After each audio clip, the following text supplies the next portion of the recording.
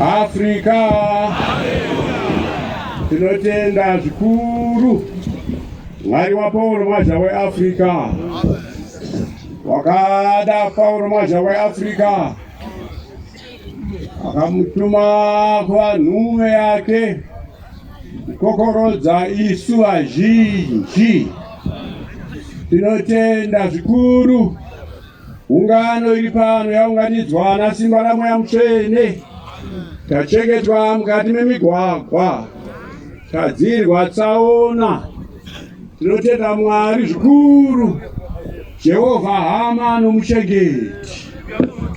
Nokuda kwaPaulo Mwazha weAfrica akabvudzwa pagweje, mwana unoda pfuma here? Afrika yedu. Mwana unoda pfuma here? Akati kwete, ndinoda chechi, ndivake muviri wa Kristu, ndivake kereke ya Kristu. Ndiyo iri pano kereke ya Kristu Jesu, vanorarama nenyasha dzaMwari, vanorarama nekukumbira kuna Mwari wavo, vanoziva muponesi wavo. Afrika yedu. Tinoti iri pano panguva ino, pamusangano uno, pamaungwa tebanekai kare taiti pachitando nai takuti pamaungwa pamusangano weEaster wegore ra 2023. Tikitenda zvikuru Mwari wedu watitungamirira kuti tiunganisa izvozvi.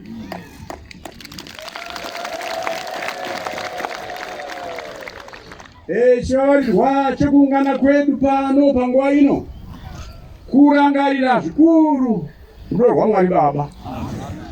Rudo rwaMwari Baba rwakaonekwa nekufa kwaJesu Kristu. Unonzi nyenye yakabayiwa nyika isati yasikwa. Uzi Jesu Kristu wakabayiwa nyika isati yasikwa. Ipovereka vesi yodo taura izvozvo. Mambo Jesu aberekwa, Bethlehem akode mambo ekushashe.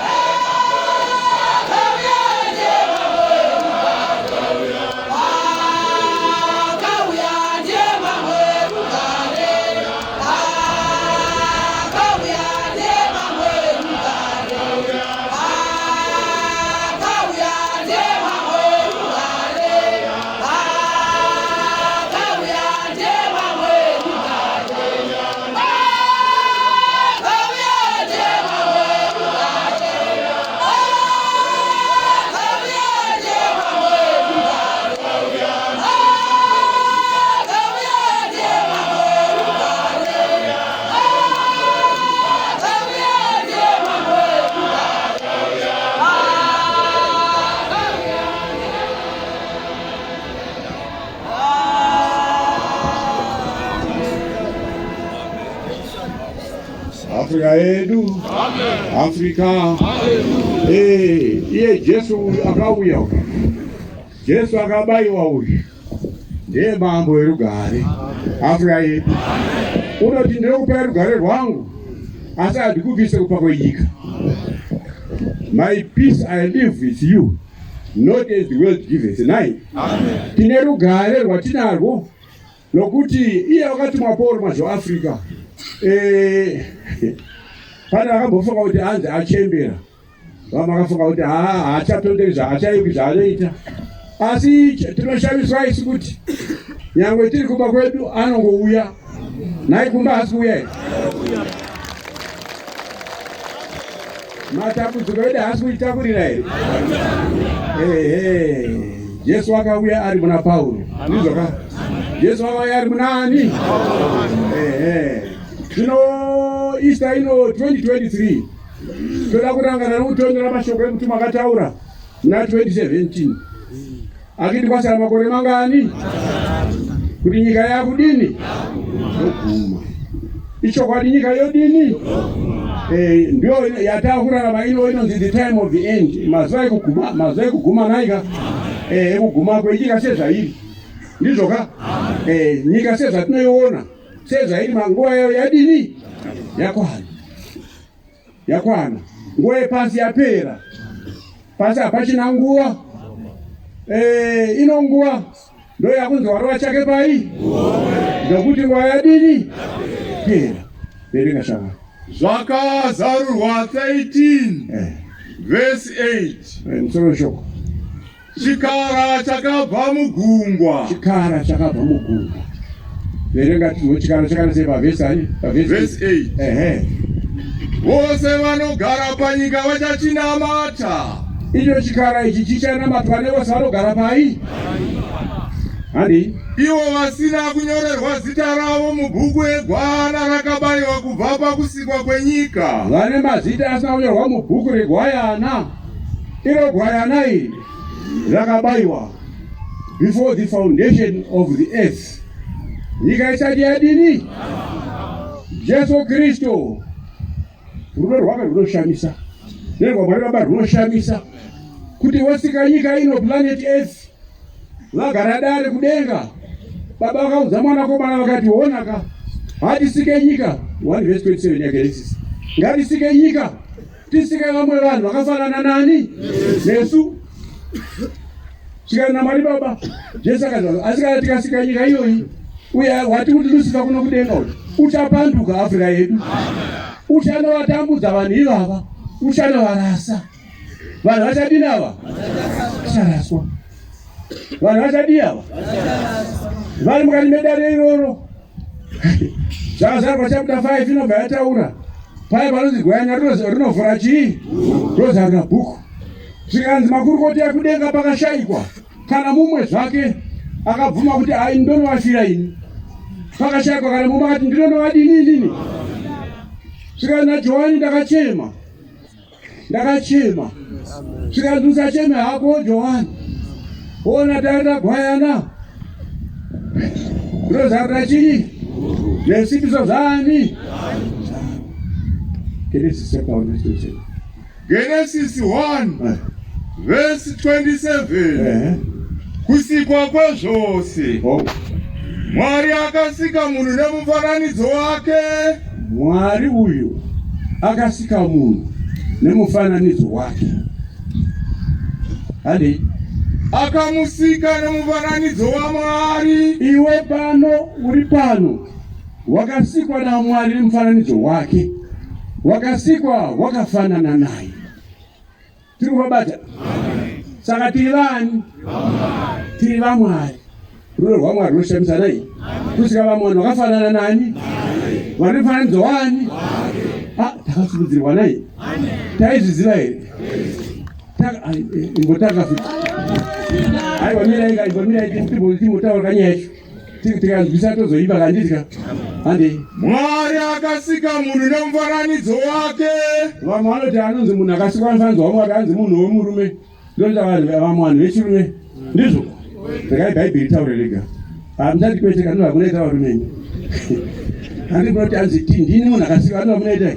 Asi tawali munobira ne Bible na Genesis. Verenga chama. Akamusika nemufananidzo wa Mwari. Iye Jehova akasika munemufananidzo wa Mwari. Akamusika nemufananidzo wani?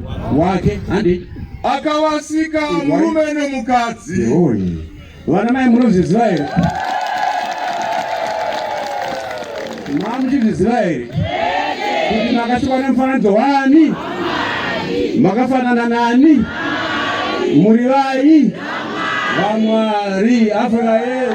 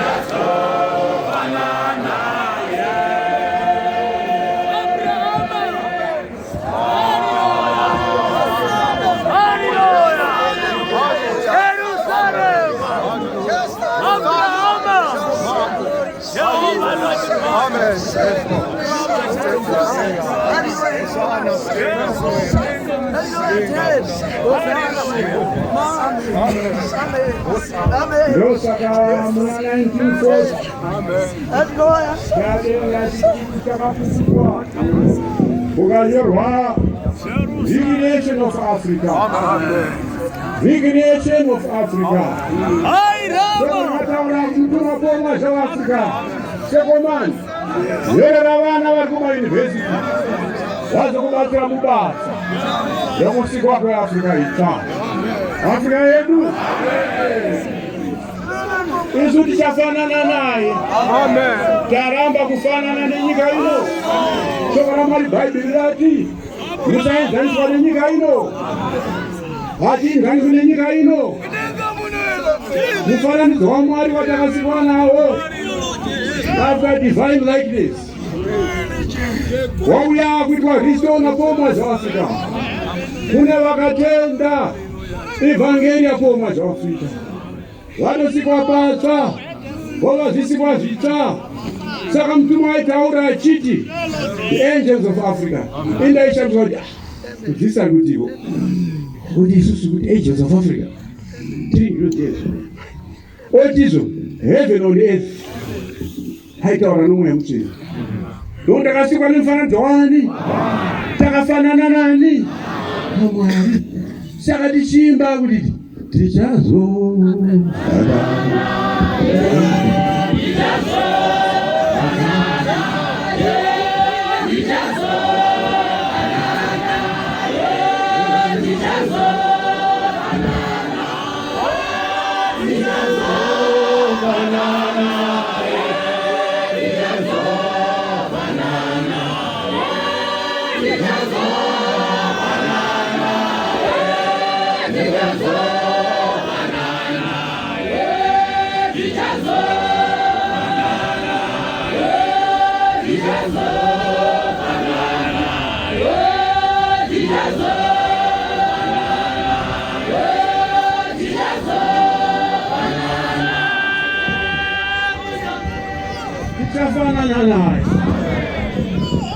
fanana naye.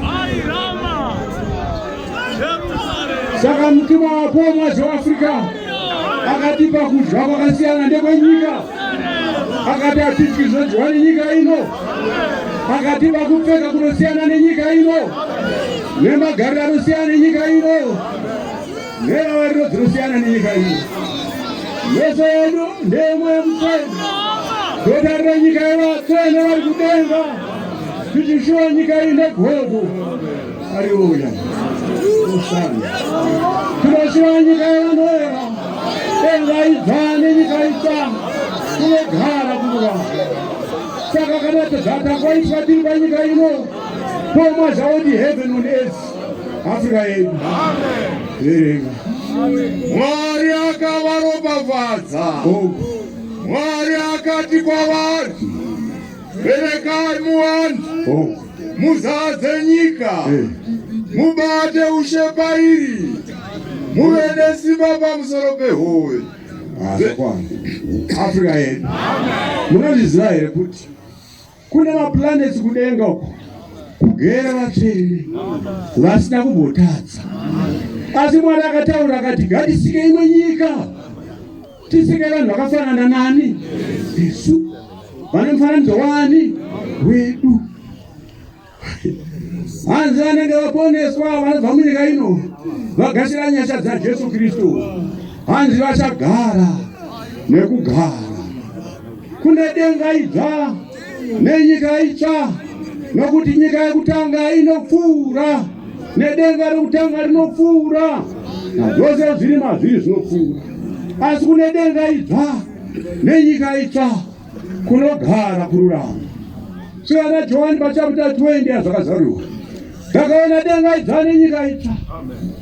Zvikanzi ndakaona mazambara ane 12, zvikanzi haapfigwi, hakuna usiku ikoko, vatsvene vachagara osana. Haleluya. Haleluya.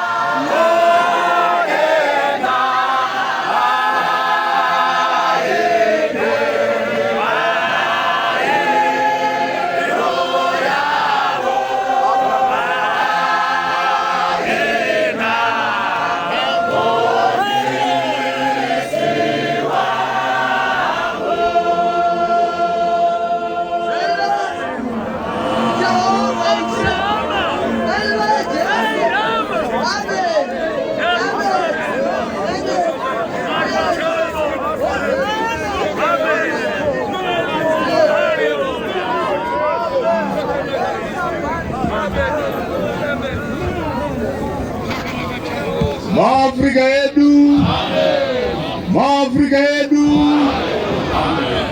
Munaona rudo rwaMwari Baba kuti Mwari unosika vanhu nemufananidzo waMwari, vakafanana naMwari.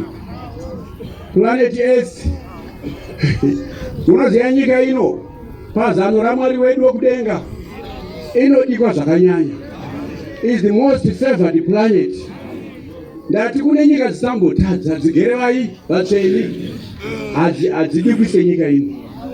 Munoona chinoshamisa nyika ino, kunyangwe Satani akauya akanyengera madziteteguru edu Adamu naEvha akavatorera nyika ino akavaitisa kunhu zvake iye. Mwari wanga wagara atipa Jesu Kristu, nyika isati yadini. Chinoshamisa ndechekuti icho iye Jesu Kristu uyu auya nebasa rakauya naro rokudzosera vanhu kuna Mwari. Unoti ndinokupai mwoyo mutsva, ndinokupai mweya mutsva. Munoona mukavereka kuda zvakazarurwa hanzizo muguta idzvaire jenere Jerusalem svikani ndakaona mbiri yaMwari Baba ndo chiedza chinovherekera imomo.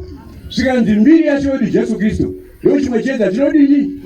Svikanzi handina kuona zuva, handina kuona mwedzi, chiedza imbiri yani. Chigaro chaMwari chichadzika pano patiri panyika ino, planet Earth. Ndo zano raMwari. Chino ameno kuti iwewe zvaunoti uya ndiri kumuona, uya ndiri kumuona, amweni angu anonetsa, mainini wangu anonetsa, maiguru wangu anonetsa, muningina anonetsa, zvavanonetsa. Kana iye vati uye uchiti vanonetsa, iye vakatendeuka havo vakakwanira kugara muguta raMwari, kwewe unonogaramo seiko? Hani tiremberi kuti hakupindi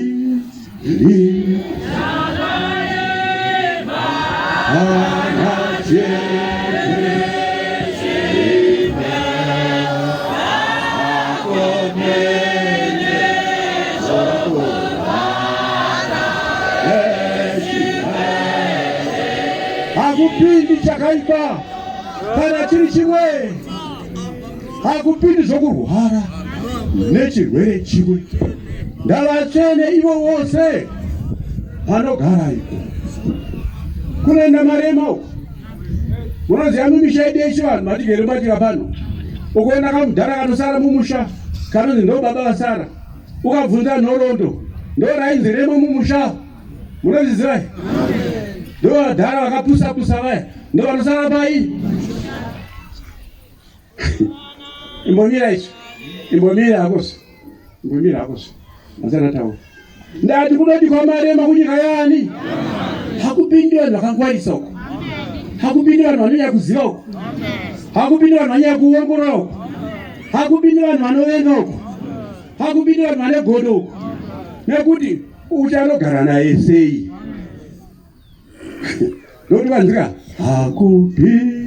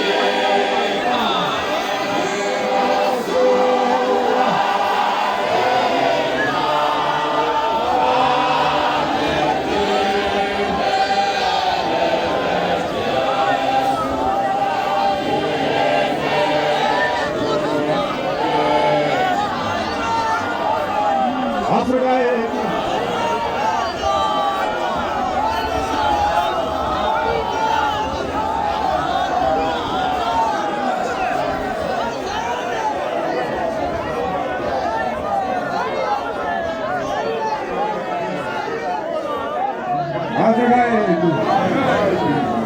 Vakawana musha wavo, vakawana musha wakagara.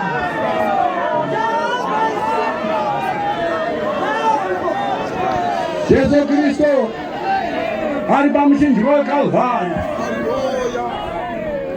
akanga akarembera,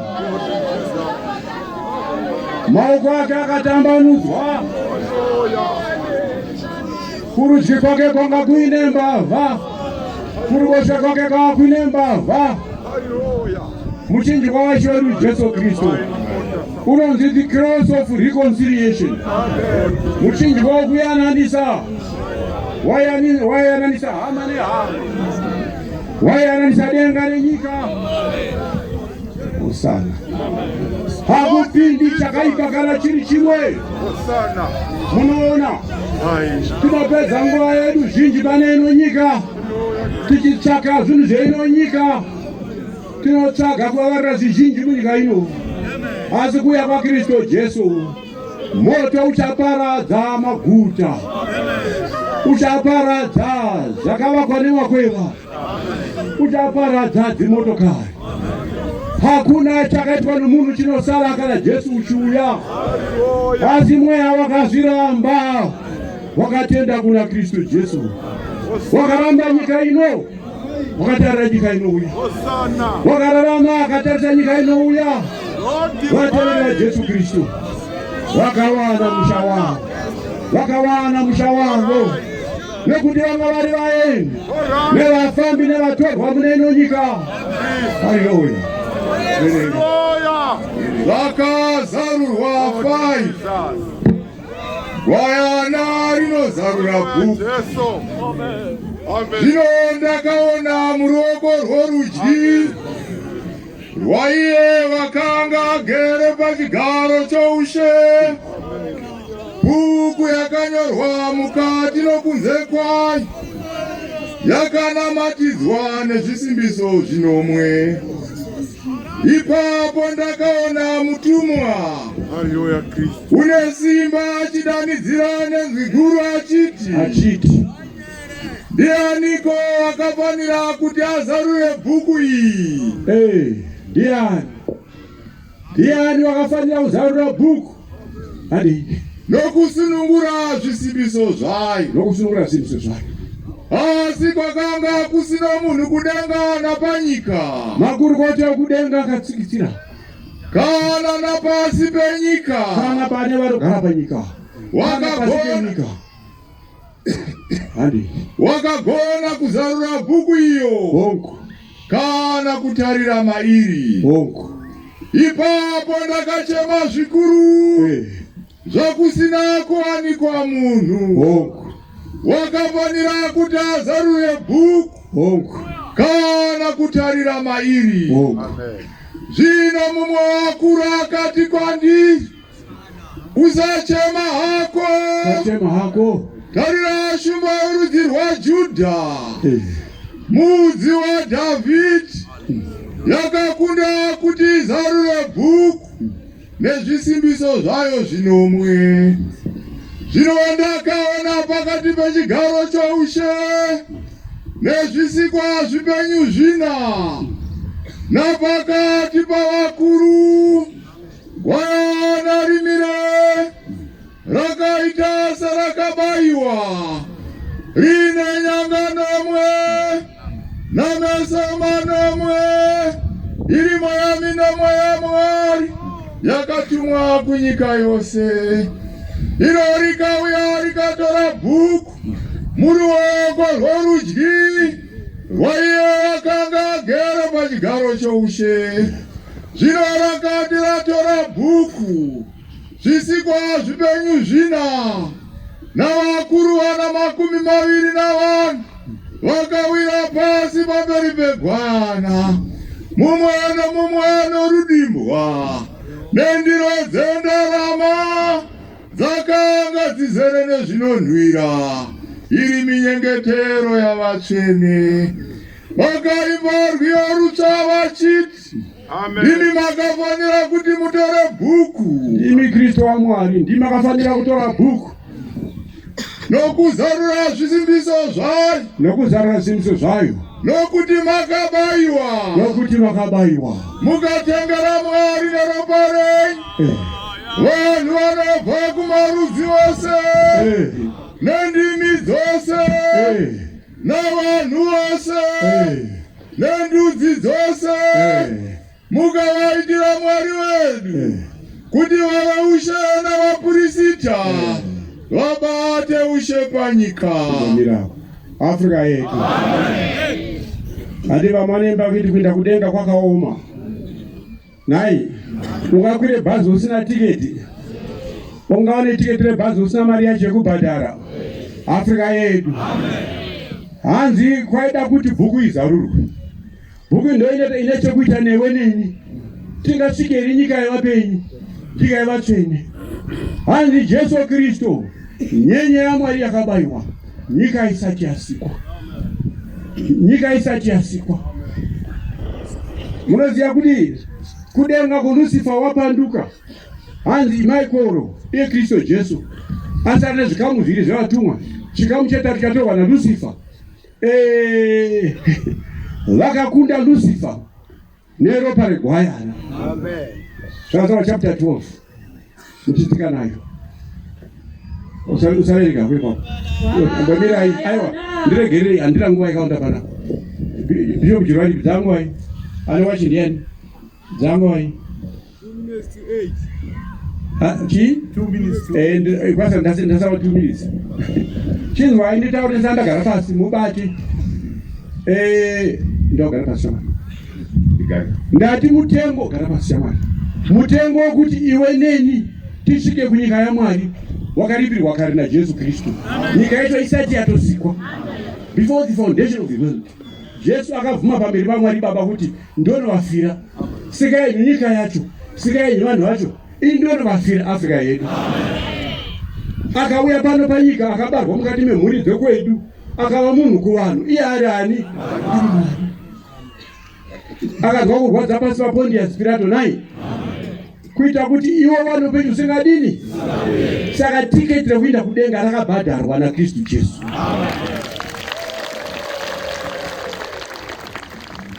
Kuti anina nanotenda kwaari arye kufasa neupenyu singaperi. Kuti muchandivirero wewe. Hamuchamboipi izvozvo. Kana wawa Yesu.